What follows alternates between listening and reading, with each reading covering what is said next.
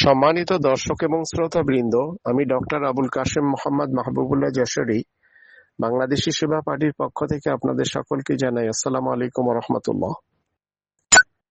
আমরা কি কখনো জীবনের সত্যটা আসলে কি সেটি নিয়ে গবেষণা করেছি? করিনি? তাহলে একটু শুনে নিন। তুমি নগ্ন অবস্থায় পৃথিবীতে এসেছিলে আর নগ্ন অবস্থাতেই চলে যাবে। তুমি দুর্বল হয়ে এসেছিলে আর দুর্বল হয়েই চলে যাবে। তুমি টাকা পয়সা সম্পদ ছাড়া এসেছিলে আর টাকা পয়সা সম্পদ ছাড়াই চলে যাবে।